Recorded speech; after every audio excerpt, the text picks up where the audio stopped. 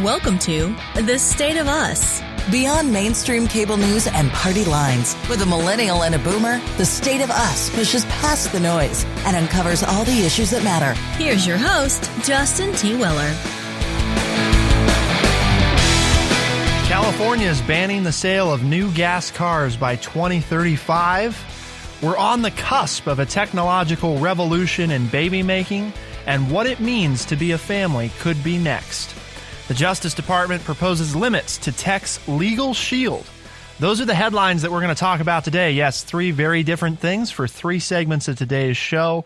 There's a lot to discuss, and I think we've got something for everybody. If you like your gas cars, if you like the climate, if you live in California, if you don't, if you use social media, whether you do or don't, and if you're a biological human, which I think is kind of a prerequisite to be listening to the show, then there's something that you could care about on today's episode, and you're just going to have to stick with Lance and I as we go through this. I think we're going to pull in Devon some today as well. But of course, we couldn't begin a conversation on California, gas cars, the Justice Department, technology, and all things parenting without True Chat senior historian and an educator of more than 30 years. Here is your friendly redneck liberal, Lance Jackson. The bots may be listening, so, the biological part there. But for the most part, I agree with you. And it's, an interesting day here. I think we've got some interesting topics to just kind of touch on and get your brain cells maneuvering a little bit and thinking whenever it is that you're listening, whether it's early in the morning or late at night or on your lunch hour or any other time in between. But just for clear transparency, it's a bad attitude day here in the friendly redneck liberal's mind. So, just full disclaimer for anything that might come out of it here in the next 30 minutes. Lance is setting us up, letting us know, watch out. The friendly redneck liberal, a little less friendly today, a little more aggressive maybe. So we'll see. We'll see what he makes of some of what we've got to go over. First up on the docket, California is saying no to gas cars by 2035. So the thinking here, Lance, this is from the Wall Street Journal, which of course people can find linked at thestateofus.org. It's an ambitious attempt to bolster electric vehicles in the largest car market in the U.S., as well as a bid to tackle emissions that cause climate change. And that's according to the Wall Street Journal article. Transportation is responsible for more than half of carbon pollution in California. More than 11% of all light vehicles in the U.S. And what do we mean by light vehicles? We're talking cars, trucks that consumers drive. Okay. And yes, friendly redneck liberal, that includes your big man truck, right? That's still in this light vehicle classification. 11% of all of those vehicles in the United States are sold in California every year. So it makes up a sizable share, which is why every time they make a shift like this, it's pretty substantial. Through July, 6.2% of California light vehicles were electric powered and 1.6% in the entire U.S. So electric vehicles make up and we've talked about this before, Lance, right? A very tiny fraction nationally of all vehicles on the road. And they still make up a pretty tiny fraction of vehicles on the road in California.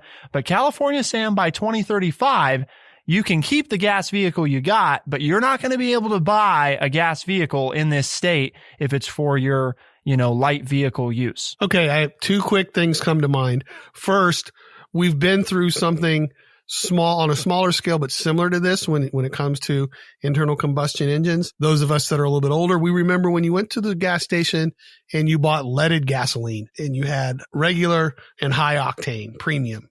And then, oh my gosh, we couldn't do that because lead was horrible and we got to throw a bunch of miners out of work. Because lead is bad.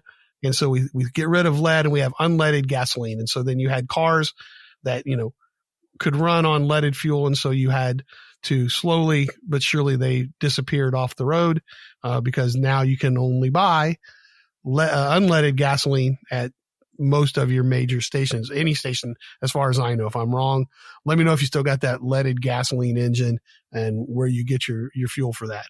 So that change in and of itself is not necessarily new to the automobile industry. It is obviously a lot bigger if you go to electric. But my biggest thought on this is that, okay, I don't have a problem with that, but now you better start spending money on the infrastructure that's going to be necessary if you're going to force people to buy electric cars we need to start getting homes geared up, power stations geared up, gas stations turned over to electric cars, because if you're going to start making people buy an electric car, don't necessarily have a problem with that. I'm cool with the environment. That's all right. But you're going to have to make it easier for people then to fuel up, so to speak, with their electric cars. Because right now, honestly, that's the biggest reason why I'm not interested in buying an electric car.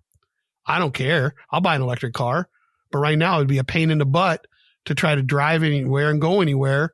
There's too much work to figure out where I've got to go, and I'm limited to the places where I can charge up. And that is the biggest reason why I'm not interested in buying an electric car, is because it's too much of an inconvenience. I think and this is something that we've talked about before, because we've done a couple episodes now. As our longtime listeners know, this year, myself and my husband took the plunge, right, and bought an electric vehicle. Now, in full disclosure, we own 3 vehicles, and 2 of the 3 are gas powered. Okay. So I don't want anybody to be like, yeah, look, cause that's not, now granted, the vehicle that gets the most miles put on it right now is the electric vehicle, because it is the cheapest to operate of all of the vehicles. And of course, we're trying to be sensitive to the climate. In our experience, for 95% of the driving we do, the electric vehicle is perfect, because 95% of the driving we do is under a 260 mile round trip in any given day, and generally it's less than 50 miles in a day. I mean, the average American, is traveling well under 50 miles on any given day round trip. That said, that's not the case for everybody. And obviously, if you're a long haul person and you're doing that, weekly, or obviously daily, it's not that you couldn't own an electric vehicle, but there's definitely, as Lance pointed out, there's some convenience factors to take into play there with, the charging and so forth. It looks like, from what we're seeing, however, that really in the next year or two, just the way that supercharging technology will change, you're going to be able to fill up an electric vehicle at a charging station as fast as you would a gasoline vehicle. Now, the other thing, though, that's important, and I think this is one of those reframing the consumer mindset, which isn't easy to do, even if it's for the right reasons. Electric vehicles should always be, at least for the next 30 to 50 years, primarily charged at your residence, not out on the road. That is not the place that most people, most of the time, would charge. And that is a very different experience than what we're used to with fuel-based vehicles. And that is a change in consumer mindset, and a willingness, and the practicality of not everybody lives right at a house. So if you live in an apartment complex, it's easy to say you should charge at home, but from a practical standpoint, that may not be an option for you to just put that in. Devon, what do you make of all this? Because for listeners that don't know, Devon says he cares about the climate. He does some moral licensing, drives his big Jeep around.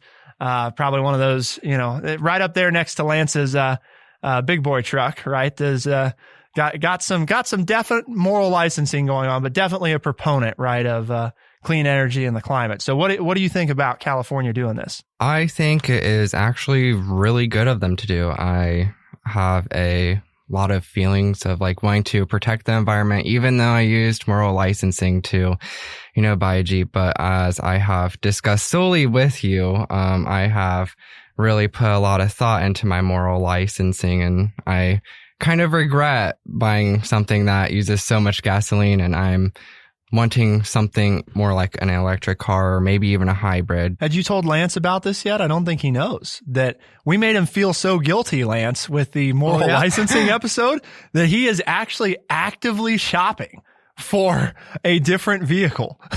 Yeah. That's good. No, that means he listens. The state of us at work, baby. Yeah. Well, we don't have, we don't necessarily have the quote, that kind of agenda, but we do want people who listen to make it thought provoking. So if that's the outcome, then that's very, very good. And like I said, I wouldn't mind as we've done more and more reading and you bought your electric car, to have that.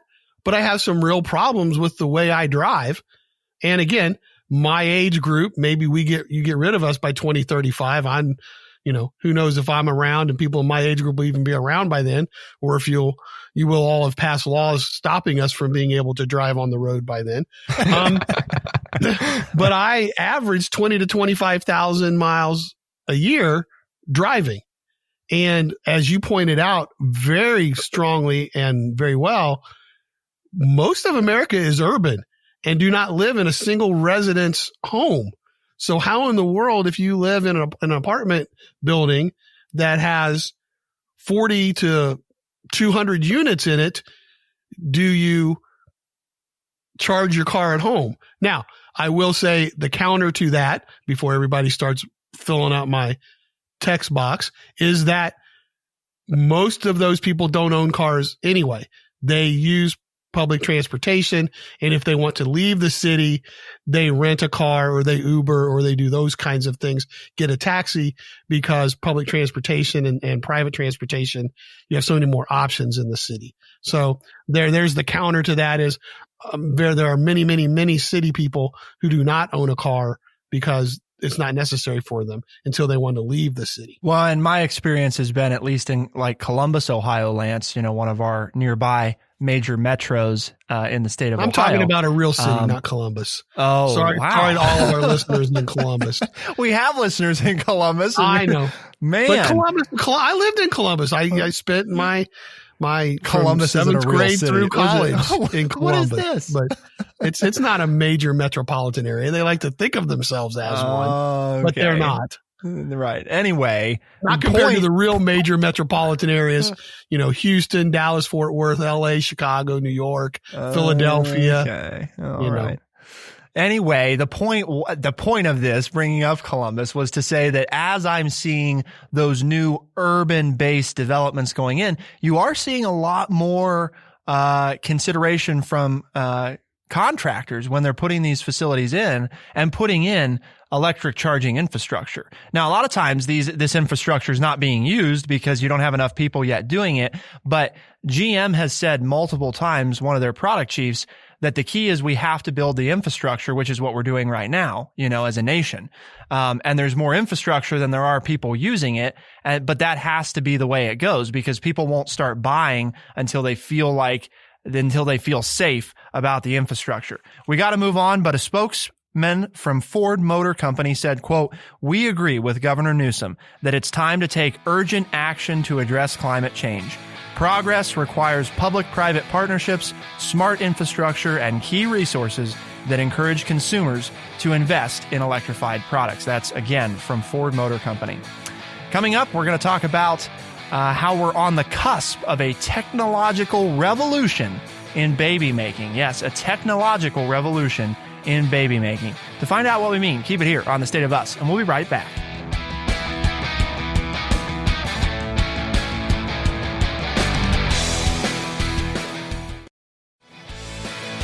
We are The State of Us. Here's your host, Justin T. Weller. From a New York Times article, consider the following. Anna and Nicole, 36 and 39 years old, have been close friends since college. They each dated various men throughout their 20s and 30s and had a smattering of romantic relationships that didn't quite work out. But now, as they approach midlife, both women have grown weary of the merry-go-round of online dating and of searching for men who might make appropriate fathers for the babies they don't yet have. Both Anna and Nicole want children. They want to raise those children in a stable, nurturing environment and to continue the legacy of their own parents and grandparents. And so they decide to have a baby that is genetically their own, together. Such an idea might sound fantastical, but technologies that could enable two women or two men or four unrelated people of any sex to conceive a child together are already under development. Yes, you heard right. Already under development. If these technologies move eventually from the laboratory into clinical use, and the history of assisted fertility suggests they can and they will, then couples, or rather co-parents, perhaps as we should think of them, like Anna and Nicole, are likely to reshape some of our most fundamental ideas about what it takes to make a baby and to make a family. Friendly redneck liberal. What baby boomer. What do we make of one parent, two parent, not in love parents, 4 parents, 10 parents? What do we think? What's the concern here? The one title you didn't give me there was educator. And my reaction and to this comes from my background as an educator and as someone who has watched young people grow up in many different situations, either being raised by people who aren't their parents or by their grandparents or by 2 parents or by a single parent or by a divorced parent or by adopted parents. And the key is, and this is one I've thought long and hard about, and I've told you this because everything I could say, I have a counter argument. But my final conclusion on all of this is we need more good people in the world. And if people are willing to raise good people, then I'm all for it in whatever manner that it comes. Because I've seen good people come from single parents, adopted parents, children who basically are raising themselves because neither parent is doing a very, very good job because they can't take care of themselves and they're just bouncing back and forth. And I've seen some not so good humans come from all of those situations in 2-parent homes, the traditional nuclear family. So, I'm realistic in that the makeup of the family, and family in air quotes, really doesn't matter. It has to do with the work ethic and the caring and loving of the person who's in charge of rearing that child. That's the key. So this at least makes it that going into it, you've had to think about it and it's something that you want. It's not something that just you ended up with after a one-night stand or somebody who you thought you loved or whatever. Love doesn't even play a part of this among the adults. It's we want to raise other humans to be solid people in society. And because of that, I have to support it, and then you have, childless couples who have used surrogates who want, just run the gamut of people who might want children who would be wonderful caregivers to a child and raise a good person. And if that's what they want to do and they feel like they have the ability to do that, then I don't see where any of this is wrong or bad, because I've seen too many people who claim, oh, that wouldn't be right, blah, blah, and they don't do a very good job of raising their children. Now, many of them do as well.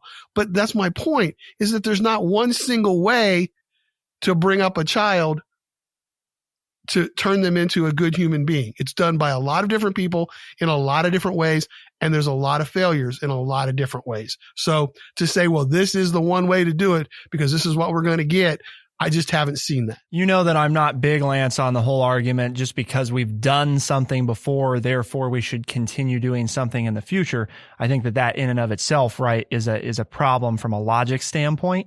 But I do think it's important that people listening who might be skeptical of this consider the fact that we've already, historically, to pull in our senior resident historian Lance's perspective here, historically, we've already pushed these boundaries. And every time that we figure out a way to proceed forward while still maintaining a semblance of not going crazy with the idea of messing with the quote unquote messing with. Because here's the other thing that I guess I just want to throw at people to think about. We always throw around terms, right, like unnatural or messing with nature or what have you. Well, in case anybody forgot, nature is how we got to where we are. The technology we've developed is all a result of our own natural evolution. And the technology that we develop continues to become part of how humans naturally evolve and change the world. So the notion that anything that we do is quote unquote unnatural, I don't know if you can really make that case because we are creatures of nature. We developed as creatures of nature, and our capacity to invent this technology, which allows us to change our destiny, is part of it as well. Now, that's a separate conversation for a separate day. I just want to give you all that to think about because the article points out, Lance, that if we can figure out how to make babies and to configure their creation in more precise ways, historically, we do it.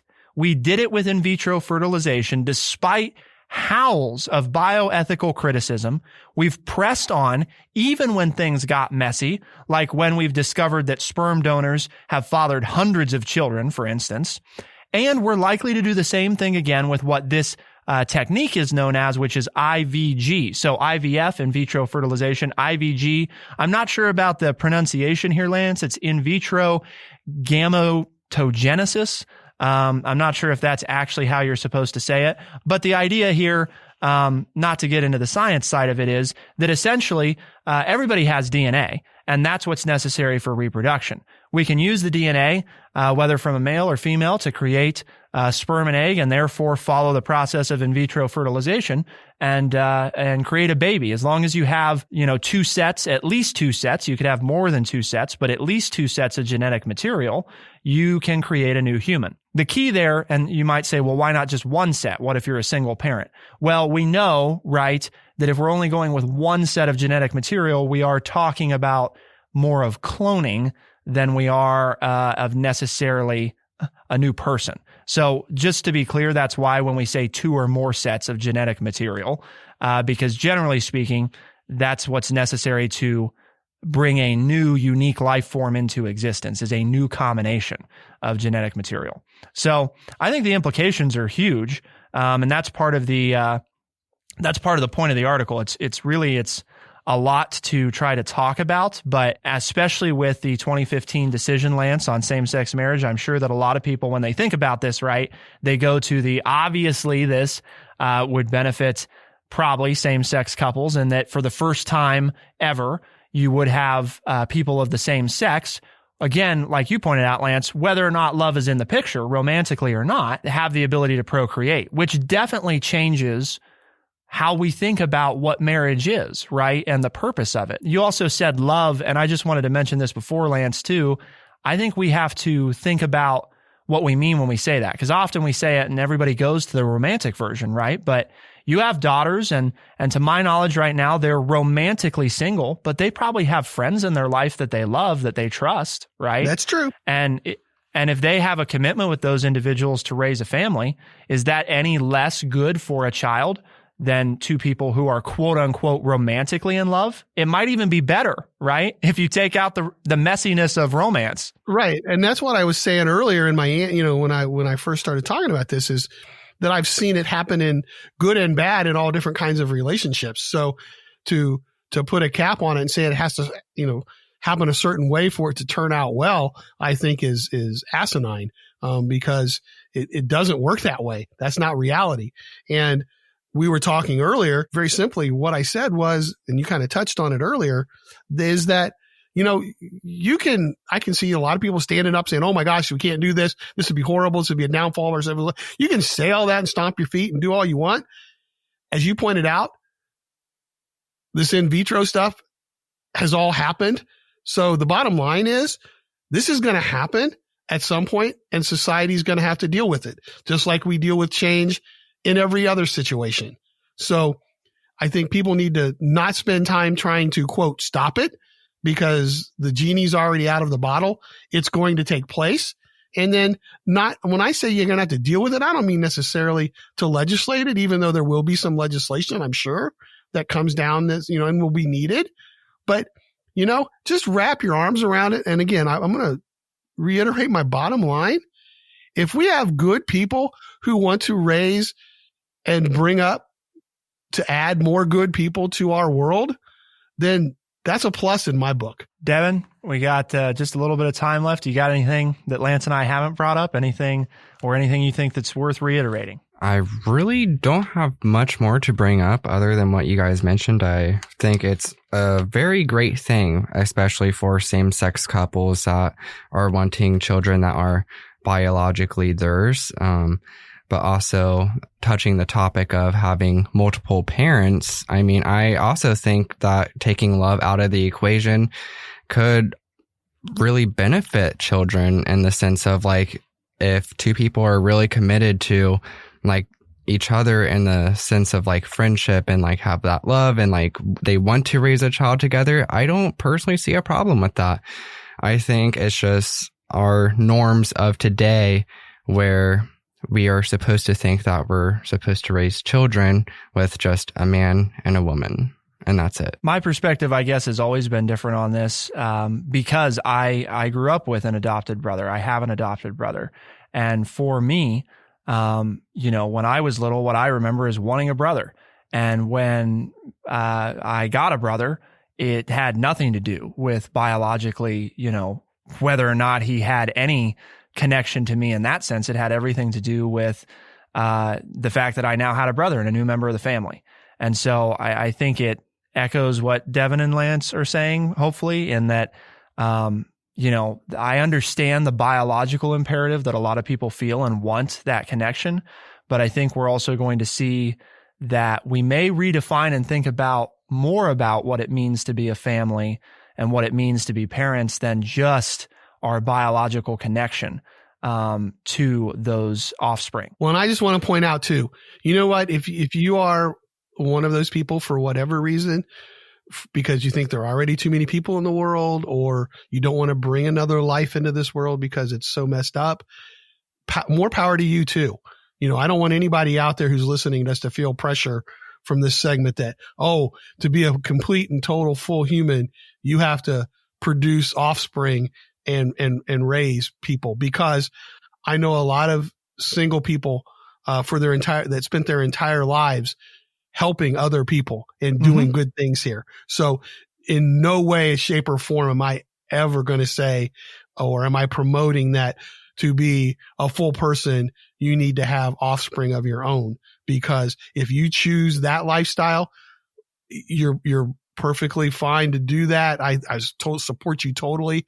And I know that many of you have spent your entire lives helping raise other people's children, where those people have fallen short. Part of the great thing about this, Lance, is the untold side, right? Is if the opportunity for more people to have children in different ways exists, less people will feel pressure to need to be parents if they don't want to be.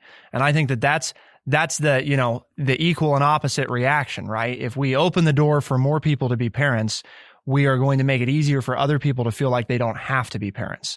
And I think that is something powerful too that we have to keep in mind. So we've got a lot more to talk about too. We've given you quite a bit to think about so far, but the Justice Department is proposing limits to tech's legal shield. What are we talking about here? Well, when you hear about fake news, misinformation, or hate speech on social media, you've seen the protests. You've probably seen people get mad at each other on social media. This is what we're talking about.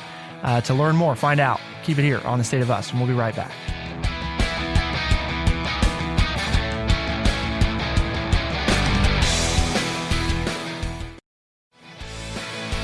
We are The State of Us. Here's your host, Justin T. Weller.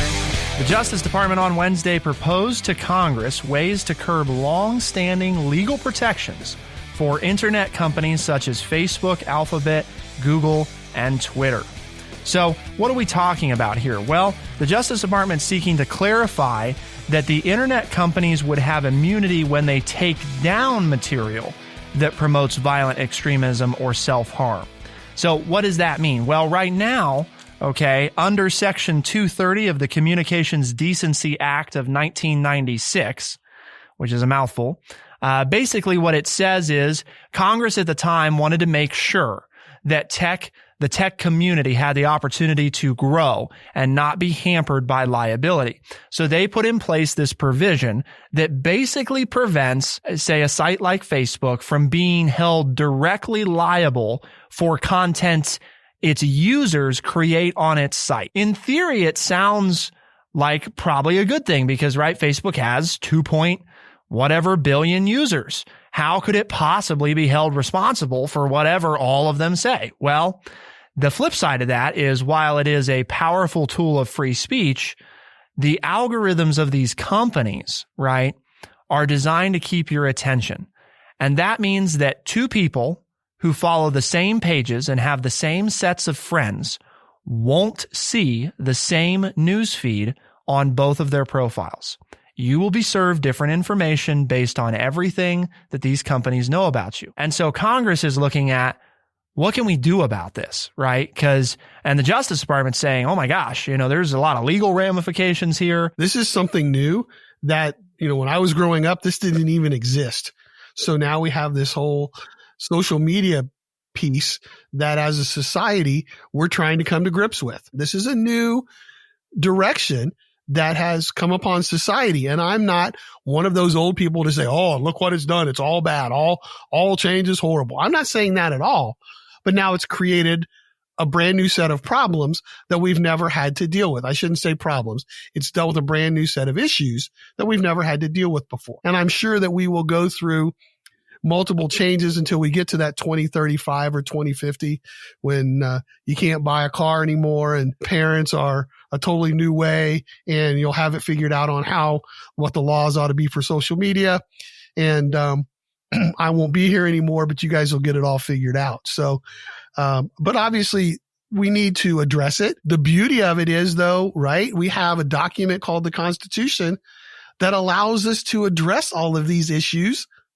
And it was created over 200 years ago. That's the beauty of the Constitution, is it's not out of place. It is something that was created a long time ago that has the ability to deal with all of these social issues that our founding fathers never would have been able to think about. I mean, this kind of stuff never crossed their mind. And yet we have a document in place that governs us, that allows us to address these issues and come up with a solution that's best for society. And that's one of the keys of our form of government that I think a lot of people, even in my lifetime, I think we're not as familiar with, is that if the system isn't working or if new things come along, we have the ability to adapt and change to it. The thing that I think is so important to understand about I don't like saying threat because I know it puts a lot of people on edge or saying that you're, hyperbolizing, but I really do think the threat of social media, if we don't get serious about paying attention to this, I highly recommend, I mentioned it on an episode before, I'm going to say it again because I think people need to get a grip on just how extreme the grip of social media is. The Social Dilemma. It's on Netflix. Very well done. Features, probably 10 to 20 different unrelated tech executives who have worked at Facebook, who have worked at Twitter, Google, so on and so forth, who were in the high levels, familiar with how these algorithms work. And one of the important points they make, Lance, that I think people really need to take into perspective. We evolved, right, as human beings to care about what other people, what our tribe thinks of us. But what do we mean by that? Realistically, we're evolved to care what 10 to 20 people think about us, not 200 people, not 2,000 people, and certainly not 2 million people.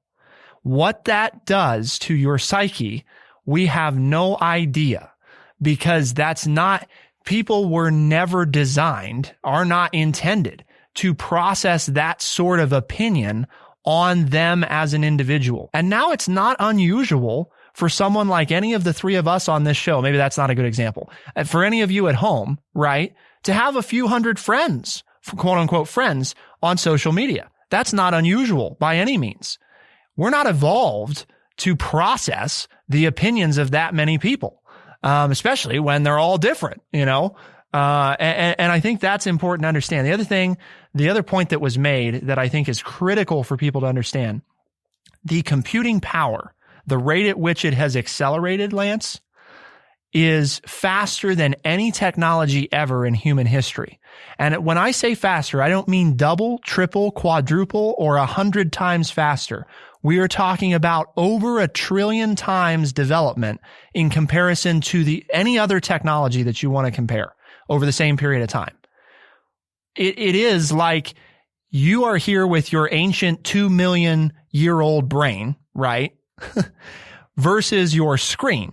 Well, behind your screen is an army, right, of machines that can process information millions of times faster than you, an algorithm that you have no familiarity with, and one that perpetuates things that it thinks you like.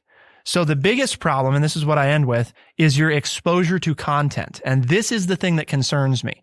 Less about the free speech, because I think we have to protect that. If you want to go on social media and say something absurd, I think you have that right. At the same time, I don't think that social media companies should have the right to perpetuate and feed you only that type of content, because that's how we get to the division that we have in this nation. I'm sitting here shaking my head the whole time you're talking that those are the problems that we're facing right now. And when you talk about how quickly things have changed versus the evolution of the human mind, it puts it all in perspective. I mean, it makes it all make sense. When you think of the number of people who have anxiety or who have some kind of mental problem based on social media, the way it attacks things and attacks people. What you said is very true. And it's something that we obviously need to deal with. And it sounds like that by at least the next session of Congress, they'll start to do that. And the sooner, the better. And again, not every change will be the right one, but at least attempting to corral this beast a little bit so that it can be used more for the betterment of our society rather than the tearing down of our society, has 2 thumbs up in my book. The last thing for folks is just keeping in mind, Lance and I say it a lot, we've faced a lot of things in the past that we can use to shape how we approach things now, or nothing's new. This is not like TV. This is not like the newspaper or the radio. This is not like any of those things. We've created something that is millions of times more powerful than we are. And it doesn't mean that it's too late, because it's not. But we have to get on it now, not later, not wait, because in case you haven't noticed, the country's pretty divided. Let us know your thoughts, please. And Lance, we have conversations like this today, right? Because of our mission here at True Chat. We're trying to spread the word and bring more people into the fold and expose them to different opinions, right? That's kind of the goal. So what is that mission? Well, our mission here at True Chat is to educate people by providing honest, open, and respectful conversations. And you said it, Justin, the key here today, and today's show is a great example. We're just throwing some ideas out there. We're giving you our opinion, and we want you to share your opinion with us or with others, that your circle of friends. And if they're saying, where are you getting these things? Where'd you read about this? What are you hearing about? And you say, well, it's this podcast I'm listening to. And they go, well, how do I find that podcast? Well, you tell them that The State of Us is on Spotify, Overcast, Stitcher, Apple Podcast, and everywhere podcasts are found. The State of Us is available as a podcast Tuesdays and Thursdays by 4 a.m. in the Eastern Time Zone. We're also a syndicated radio program, so check out your local talk station. If they don't carry The State of Us, call them up. Tell them they should. For The State of Us on True Chat in Urbana, Ohio, I'm Justin T. Weller. And I'm Lance Jackson. Special thanks to our recording producer, Devon McCain, editing producer, Bradley Butch. Thank you all for tuning in. We'll see you next time. Be the change.